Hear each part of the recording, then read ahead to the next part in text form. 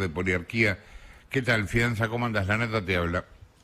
Hola Jorge, ¿cómo te va? Gracias por llamarme y saludos a la mesa. Bueno, muchas gracias. Contanos, ¿cómo te parece que este tipo de reuniones como las de hoy, por un lado del PRO, por otro lado juntos, pueden surtir algún efecto o que ya está todo jugado?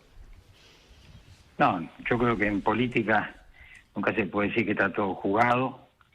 Lo que pasa es que me parece que hay un problema, además de una lucha por el poder, hay un problema programático, porque me parece que en Juntos por el Cambio, del lado de Macri y de Patricia Bullrich, hay una pulsión muy fuerte para ir hacia la derecha.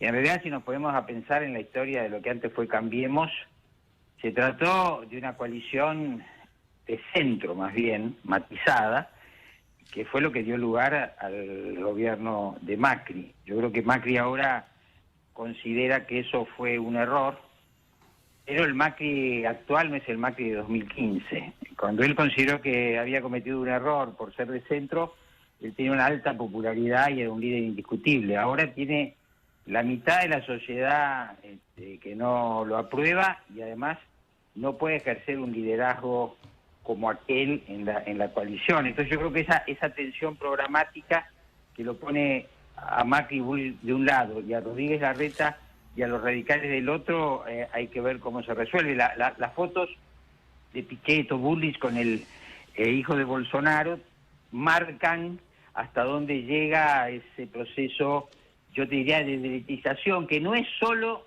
en términos económicos, sino también culturales, ¿no? Hay un mérito que yo creo que tuvo Carrió, básicamente, que fue juntar en su momento a los radicales con el PRO. Ahora, eso fue posible porque el PRO no estaba tan a la derecha. La pregunta es, si se dan estas condiciones a las que vos referís, ¿se puede romper? Y bueno, eso va a depender de algo que es muy importante. Hola. Hola, Fianza. Bueno, se cortó. Sí, justo te completo porque terminó el desayuno y empiezan a salir algunos de los que participaron. El que está en este momento hablando con los móviles de televisión es Cristian Ritondo, que quiere ser candidato a gobernador, y básicamente está apelando a decir que hay que calmar la tensión y demás. A ver, ¿está de vuelta Fianza en línea? Sí, acá estoy. Yo lo que decía es esto justamente, que a esta altura creo que podemos saber que va a haber PASO. Entonces es posible que la PASO canalice esas diferencias. Lo que no sabemos es quiénes van a competir, y ahí ya entramos en otro terreno que es el de la construcción política, si esto va a ser fórmulas mixtas, si esto va a ser una fórmula de radicalismo, Rodríguez Larreta, Patricia Bullrich o Macri. Así que, bueno, yo creo que la probabilidad es que con PASO esto se converja. Ahora, eso es una cosa, la otra es la dinámica del electorado y de la sociedad, porque yo creo que la superestructura de la política tiene una dinámica propia, desgajada de la sociedad, pero la sociedad también tiene una dinámica propia. Entonces hay que ver estas dinámicas, en qué puntos se cruzan y cuáles son los resultados del reparto, ¿no? Jessica. Sí, ¿qué tal, Eduardo? ¿Cómo ves que Hola. puede ser vos hablás mucho de lo programático y acá es donde uno ve que lo que viene pasando es que el radicalismo y el PRO, si uno mira el Congreso, vienen votando distinto y hay ideas distintas. Entonces, cuando planteas lo programático, vos imaginás que Juntos por el Cambio tiene que tener un programa de gobierno o un desarrollo de ideas muy concretas y su aplicación antes de llegar a la elección, que firmen todos sus candidatos. ¿Eso debería ocurrir? Yo eso estrictamente no lo sé, si deberían firmar o no. Ahora, hay que tener los lineamientos, sí, es claro. Y acá hay un punto que yo creo que lo representan, lo que van declarando las distintas fracciones, ¿no es cierto? Está claro que me parece que el eje radical es Rodríguez Larreta y Carrió. En primer lugar, no creen que se pueda hacer una política de shock. Y ahí quiero diferenciar. Una cosa es que se tomen decisiones en los primeros días de gobierno, y esas decisiones eventualmente sean fuertes, avaladas por el apoyo que en ese momento tiene el que gana. Pero el tema es la dimensión de esas medidas. Entonces, cuando uno lo escucha a Macri o a Patricia Bullrich, bueno, parece que va a ser algo extremadamente drástico. Y hay que tomar en cuenta otras cosas. Por ejemplo, el Macri actual es un Macri que desprecia el progresismo, que cree que en el Estado anida, o en el funcionamiento del Estado es solo un producto del populismo, que está contra los sindicatos. Entonces la pregunta que uno se hace es, cada político tiene derecho a manifestar sus ideas. La cuestión es la aplicación práctica de esas ideas. A veces uno ve del lado de Rodríguez Larreta y los radicales, si ustedes quieren, más realismo, porque yo no veo que la Argentina de 2024 vaya a ser una Argentina donde una fracción se imponga, doblegue a otra, sino que necesariamente, tal como van a estar las relaciones de fuerza, va a tratarse, a mi modo de ver, de una negociación. Fidanza, Cecilia Bufflet lo saluda. Ahora, dos cosas le quería preguntar. Una sobre lo que acaba de mencionar. Esa posición tan extrema de Macri, que no se permitió nunca como candidato y tampoco en su gobierno, ¿no habla de que Macri finalmente, aunque coquetee con la idea, no va a ser candidato, sino que quiere alinear la fuerza, pero no va a ser candidato? Sí, a mí no me gusta ser comentarista de las ambigüedades de los dirigentes políticos, que en realidad ejercen la ambigüedad, la practican para mantenerse en la cresta de la ola. Lo que Macri va a hacer o no, a mí no me compete o no sé.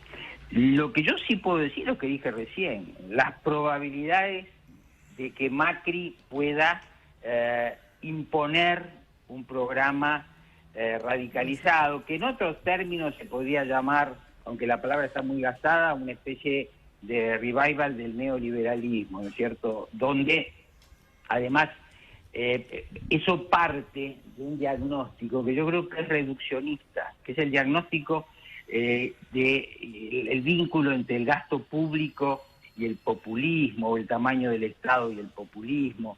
Si nosotros analizamos el desarrollo del gasto público, sí es cierto, en el gobierno de Macri se redujo el gasto público, pero digamos, la reducción del gasto público depende de muchos factores, y no necesariamente de que si hay populismo hay gasto público, y si no lo hay, no hay gasto público. Y eso se aplica a otras cuestiones, ¿no es cierto? No olvidemos que el gobierno de Macri empezó con una liberalización de la variable y terminó con un cepo, y en un momento congeló tarifas. Entonces yo creo que hay problemas estructurales de la Argentina que vienen de larga data, económicos, del cuales no se va a salir simplemente imponiendo una parte a la otra, porque además las relaciones de fuerza no dan para eso, ¿no es cierto? Si más adelante se genera un consenso del 70 o del 80%, que no es solamente de los votantes. Las democracias funcionan a través de las elecciones, pero conviven con corporaciones y con grupos de interés. Entonces tenemos que llegar a un punto de coordinar esas expectativas y esos intereses, porque si no siempre estamos en el estadio de la manta corta, ¿no es cierto? Y eso, yo leía recién, estoy leyendo la biografía de Alfonsín de Pablo Bertuno Faina. Hay un párrafo donde él comenta el año 1984, y la verdad no tengo tiempo para leérselo, pero si yo se lo leyera, uno puede decir 1984 o 2023, ¿no es cierto? Donde se buscan acuerdos. Ese gobierno hablaba de comunes denominadores, claro, pero cada uno se sentaba en la mesa diciendo acordemos, pero no toquemos mis intereses. Bueno, ese es un problema donde la Argentina tiene que ver cómo resuelve. Ahora, le está faltando liderazgos, porque hay otro tema acá que tenemos que ver. La estrella de Cristina Kirchner y también la de Mauricio Macri están declinando, y eso se ve por sus indicadores en la opinión pública y por cierta incapacidad que ellos tienen para ejercer el liderazgo como lo hicieron en sus mejores años. Entonces, estas crisis de liderazgo, si no se resuelven, por ejemplo, con una nueva generación de líderes en el peronismo, en el radicalismo, en PRO, y va a ser muy difícil. Yo creo que ellos están obturando la evolución natural que tendría que haber en la transición del liderazgo. Si no resolvemos el problema del liderazgo, no vamos a resolver el problema del país tampoco. Jessica. Sí, me quedé pensando en la palabra liderazgo porque hace un ratito nada más habló Andrés Larroque, que es de la Cámpora, funcionario de Kicillof, y lo que dijo básicamente es, le diría al presidente que se amigue con el liderazgo de Cristina. Hay por estas horas todo un operativo para limar a Alberto Fernández una vez más, pero concretamente para que desista de cualquier idea de ir por la reelección. ¿Y cómo ve que se va a desenvolver esta interna dentro del peronismo, que es bastante extraña y que la verdad es que para la elección falta mucho para el traspaso de mando también, y lo que uno ve es que Cristina Kirchner, más allá de si va a ser o no candidata, bueno, tiene una gran convocatoria internamente, va a salir a la cancha con actos, 50.000, 60.000 personas el 17 de noviembre, es decir, hay una Cristina que otra vez dice, bueno, yo voy a definir lo que va a pasar en el peronismo en el 2023, siendo yo candidata o decidiendo quién va a ser, con un gobierno que es su gobierno, aunque diga que no es su gobierno y prácticamente no hable de él.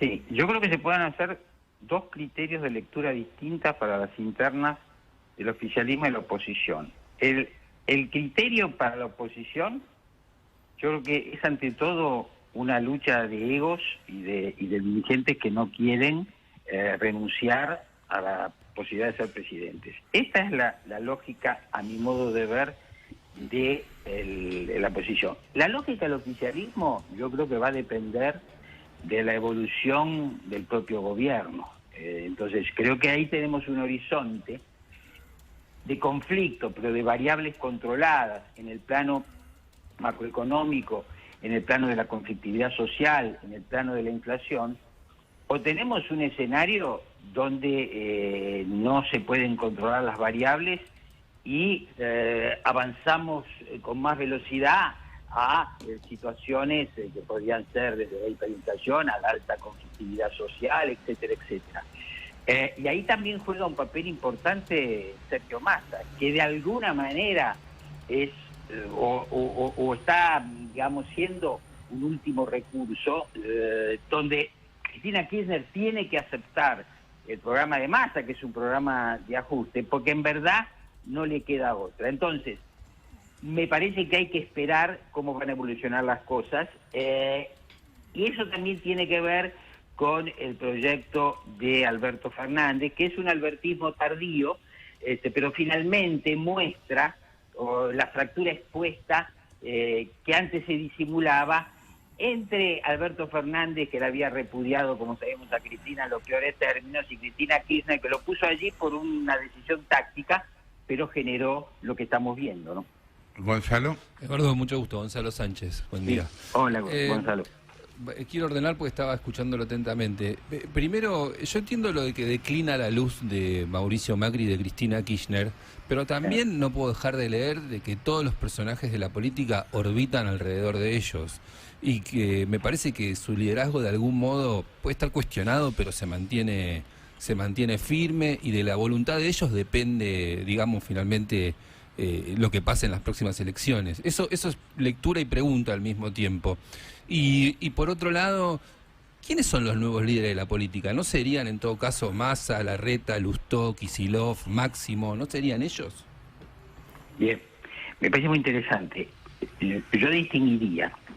Efectivamente, ellos siguen ejerciendo un liderazgo, además porque hay que entender otra cosa desde el punto de vista de la eficacia. Son líderes políticos de envergadura, o sea, si uno los analiza desde el punto de vista de su eficacia, de cómo administran sus palabras, de cómo administran sus silencios, de cómo ponen en juego sus ambigüedades, etcétera, debemos pensar que ellos tienen una habilidad tal vez un poco por encima del resto.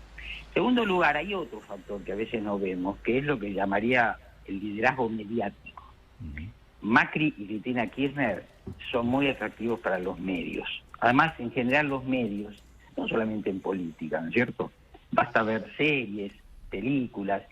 El formato de la competencia, la lucha entre dos figuras, que según como quiera el espectador ver que uno representa el bien y el otro representa el mal, o a la inversa, es un formato muy atractivo. Entonces, eso creo yo que les otorga liderazgo. Además, veamos los alineamientos mediáticos. Uno puede tomar unos medios determinados y escuchar prácticamente, digamos así, la apología de Cristina Kirchner sin mostrar ninguno de sus defectos, y uno cambia de canal y va a encontrar la apología de Macri sin ninguno de sus defectos. Entonces, este liderazgo tenemos que considerarlo. Bien, entonces vuelvo, habilidad de estos dirigentes y a su vez este liderazgo mediático. Ahora, ¿dónde yo veo la declinación? En que es verdad que los demás orbitan en torno a ellos, pero antes nadie se les atrevía y ahora se les atreven. Y vamos a ver en los próximos meses cómo creo que esto va a ocurrir. Y entonces ellos pierden capacidad de organización, porque la capacidad de organizar las voluntades, coordinar las expectativas, viene de lo llamado potencia estratégica. Ellos tienen potencia táctica, pero estratégicamente son impotentes, si no la política estaría más organizada. Y bueno, y tienen además la mochila del rechazo al menos de la mitad de la sociedad. Por eso entonces el juego está abierto. Ahora, nueva generación. Y hay nuevos dirigentes. Si examinamos, hay nuevos dirigentes.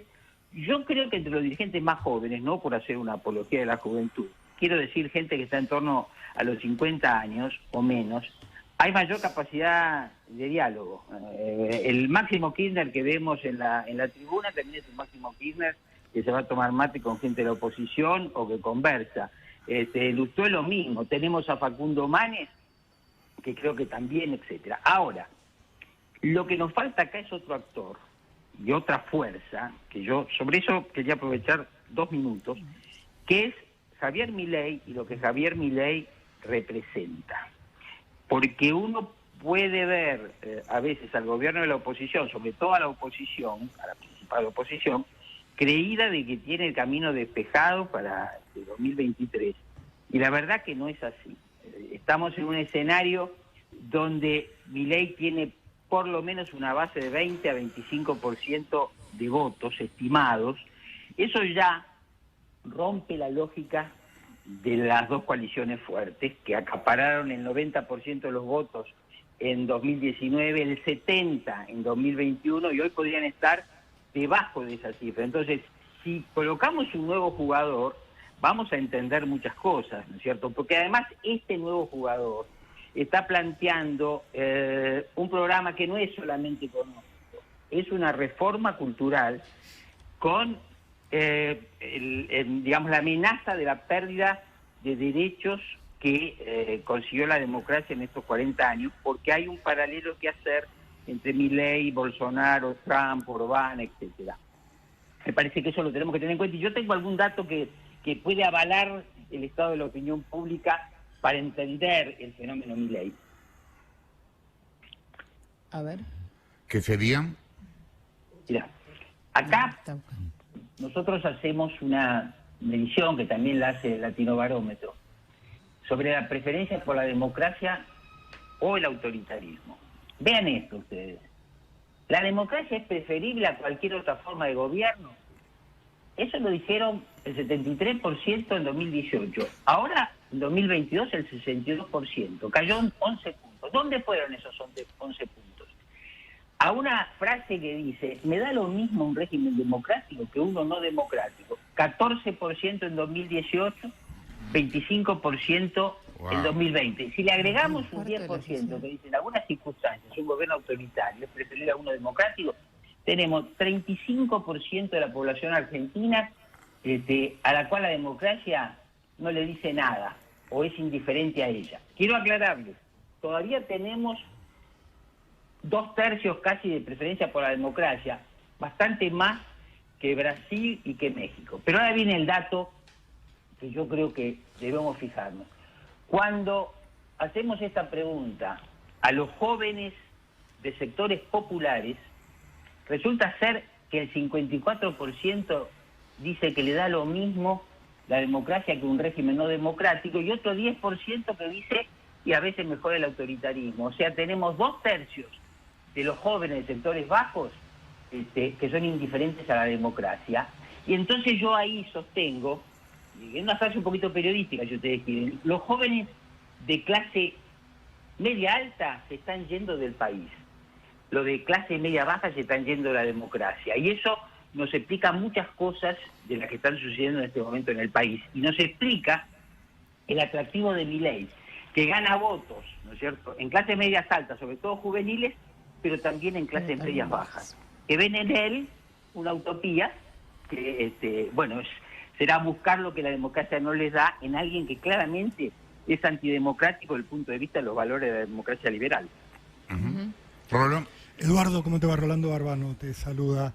Hola, Rolando, ¿cómo estás? Estos jóvenes que estás describiendo que dicen no tener un interés o una valorización especial de la democracia, que vos decís que estarían cerca de una opción como la de Javier Milei, ¿de qué extracto saldrían? O sea, ¿a quién votarían en otra situación si no estuviera Milei? ¿Se lo saca? ¿Son votos que le sacaría Milei al peronismo? ¿Son votos que Milei le sacaría a Juntos por el Cambio? ¿De dónde recepta estas voluntades Milei?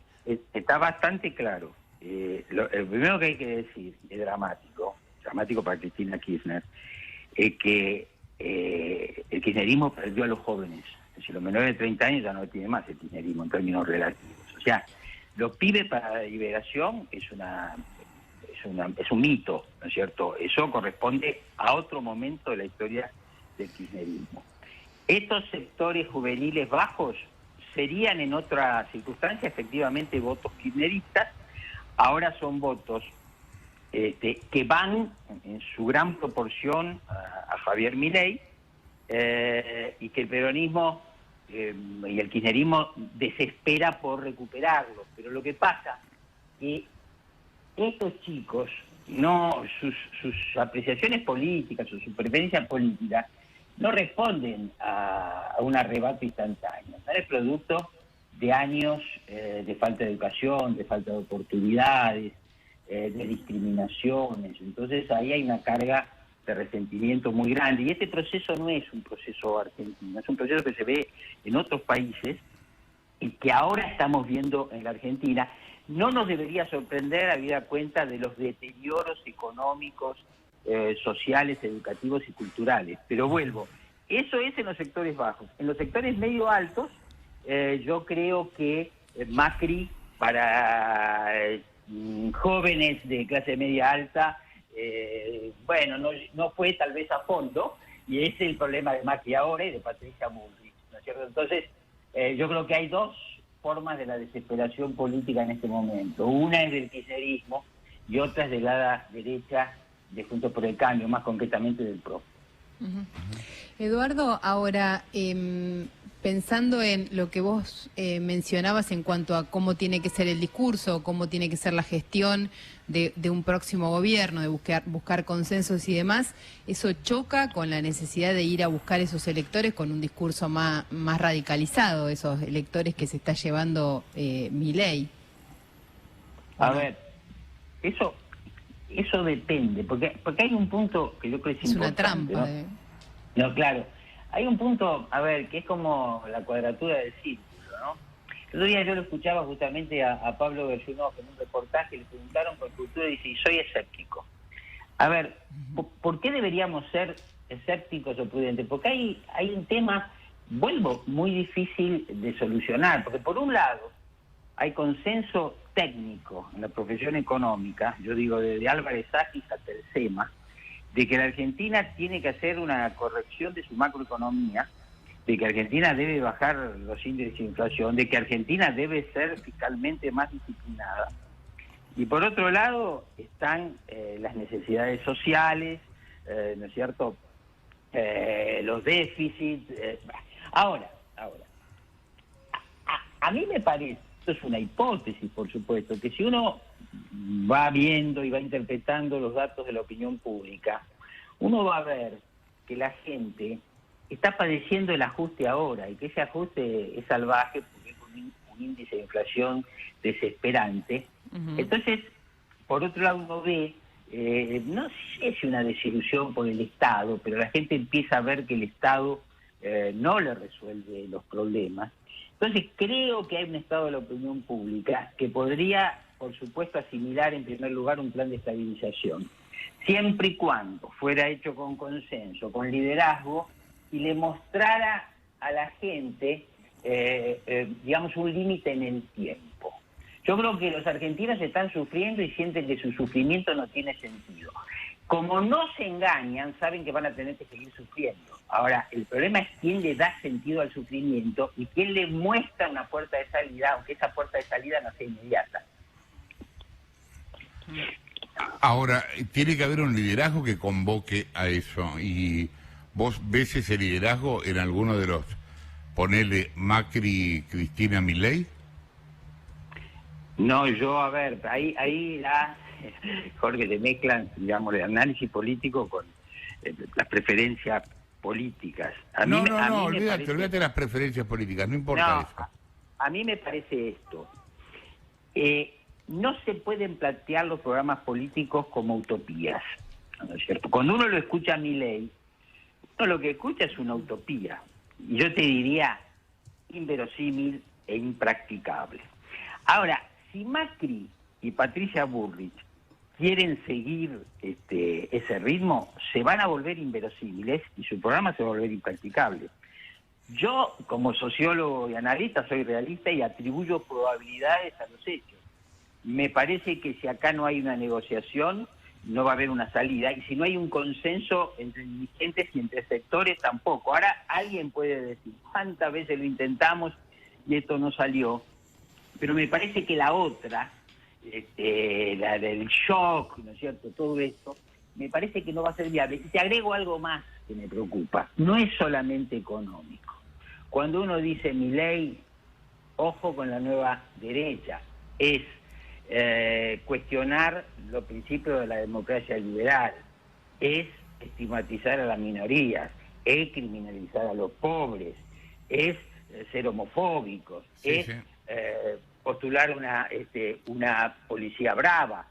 O sea, atención, porque ahí están los valores de la democracia cuestionados. Claro, uno puede decir, mucha gente dice, a mí ¿qué me importa la democracia con estos resultados que estoy teniendo? Bueno, pero ahí la clase dirigente tiene que pensar para dónde quiere ir. Si no, vamos a tener una situación como Brasil, porque ahí hay que darse cuenta de algo. La nueva derecha divide a la sociedad de otra manera. Nosotros tuvimos grieta muchos años, pero en cierta forma, como yo digo, la grieta fue una especie de sesión de psicodrama, ¿no es cierto? Nadie lastimó a nadie, los muchachos discutieron, etcétera. Ahora, cuidado con ir de la grieta al abismo, porque eso es lo que se ve en Estados Unidos y se ve en Brasil. Y acá no se ve. Bueno, perdóname, te interrumpo un segundo con eso.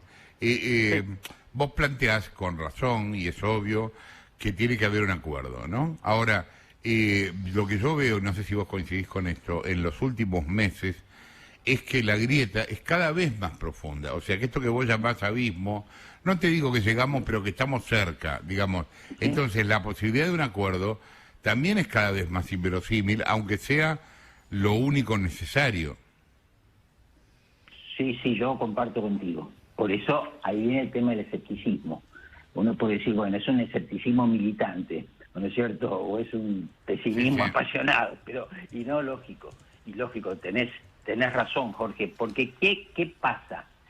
Las dinámicas de la división se profundizan porque creo que se empiezan a introducir en la discusión política elementos que son ajenos al sistema. Cuando yo te dije, tuvimos grieta como psicodrama, y estamos más o menos todos de acuerdo. Cristina no iba a cerrar el Congreso, iba a maldecir a los periodistas, iba a estigmatizar a los empresarios, pero estábamos dentro del sistema. Como yo digo, si llega Milei, ojo, los Kirchner pasan a la historia como políticos conservadores. Estamos empezando con dinámicas que son muy distintas. Cuando un dirigente político le dice a otro de su propio partido, mira, te voy a romper la cara, ya estamos en otro estadio de la cuestión. O cuando el señor Milei se refiere agresivamente a todo el mundo, insulta y descalifica, estamos en otro. Entonces ahí yo te doy la razón en el sentido de que esto pareciera profundizarse. Ahora, atención, las elecciones se ganan con el voto de los desinteresados y de los independientes, y este voto suele ser moderado. Nosotros estamos hoy, digamos, alterados por las minorías intensas.